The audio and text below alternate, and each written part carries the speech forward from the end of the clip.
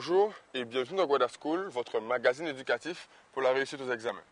Aujourd'hui, nous sommes à proximité de la résidence universitaire où Prisca a accepté de nous recevoir.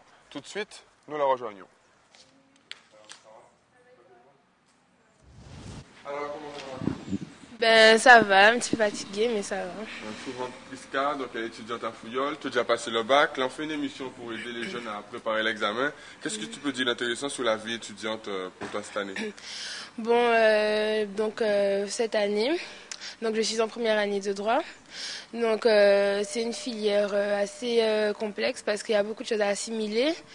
Et moi, je m'organise. En fait, j'ai une bande de copines. En fait, on est 3 dans notre petite bande. Et donc, par exemple, quand les partiels arrivent, on s'organise pour pour avancer en même temps. C'est-à-dire, on va apprendre nos cours en même temps. On va poser des questions, on va s'aider et tout. Donc, je trouve que c'est assez efficace parce que il y a des connaissances que j'ai, que par exemple les autres n'ont pas et vice-versa, quoi. Vous faites des échanges. Ça Voilà. arrive des fois que vous vous téléphoniez quand elles sont pas sur place. Ouais, ça voilà. se passe comment? Tu peux décrire?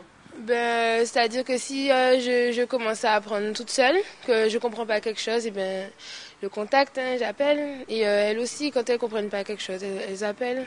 On travaille, mais on pense aussi à ça, les sorties, parce que ça aide à décompresser. Faut pas tout texte à nuit, quoi. Mais on arrive à doser. Donc les sorties, le shopping et tout. Donc c'est assez sympa, c'est bon enfant, une bonne ambiance. On sort des fois le soir, des fois à la plage de temps en temps. Je te remercie d'avoir donné un petit peu tout ce décor quoi, de ta vie étudiante. Voilà. Juste avant de passer à un forum, parce que je sais que tu as invité des amis pour qu'on discute avec eux du thème du jour. Alors, je te propose tout de suite qu'on regarde un micro-trottoir qu'on a réalisé sur le thème du jour, à savoir comment utiliser efficacement son cerveau. Tout de suite, sur ce sujet, votre avis. C'est vrai que je pense que tout le monde ne connaît pas vraiment la capacité de son cerveau. C'est petit à petit, en faisant des études, qu'on arrive à saisir finalement quel genre de mémoire qu'on a en fait. En fait, moi je pense que j'ai une mémoire visuelle, mais pour dire que j'ai appris à l'utiliser à fond, non, pas spécialement. En tout cas, pas encore pour les examens. Là, on revient au problème de la vie d'une manière générale. Hein. Vaut mieux utiliser 7% de ton cerveau à bon escient qu'utiliser 15-20% pour rien, quoi. Voilà, donc nous sommes toujours à proximité de la résidence universitaire avec Prisca et quelques-uns de ses amis. Donc on va rentrer tout de suite dans le vif du sujet sur le thème du jour. Est-ce que vous pensez que vous utilisez suffisamment les capacités de votre cerveau? Ça serait se surestimer de dire qu'on est capable d'utiliser à 100% son cerveau, n'est-ce pas? Justement, c'est à chacun de voir où sont ses limites. C'est vrai que le cerveau est très large, mais c'est à nous de voir comment est-ce qu'on peut le gérer, parce qu'il y a beaucoup de personnes qui ne s'en occupent pas ou qui laissent ça passer. Et donc, il y en a qui ont plus une mémoire visuelle, une mémoire auditive. Personnellement, c'est une mémoire visuelle. Donc, je ne suis pas forcément capable de retenir quelque chose directement, mais plus avec la mémoire visuelle. Donc.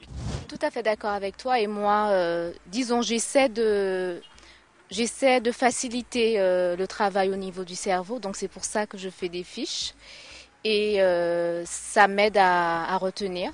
Mais il faut dire, on ne peut pas retenir sans avoir compris au préalable. Donc il y a un travail à faire, donc il faut comprendre la logique des choses et après apprendre.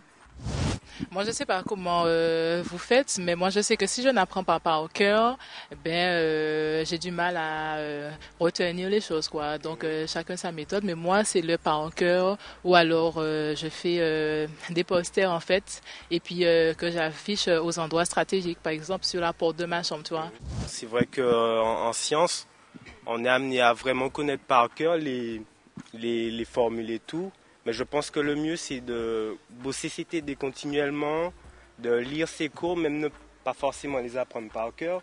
Moi, je sais que j'ai une mémoire plutôt auditive. Donc, moi, ma technique, en fait, c'est je vais le plus souvent en cours. Et je suis très, très attentive en cours. Et après, au fur et à mesure... Et après quand le cours se termine, je relis mes cours et tout. Donc je me souviens de certaines choses, certaines parties du cours que le prof a dit et tout. Et après j'applique ça pour les TD et tout. Après ça se passe bien quoi.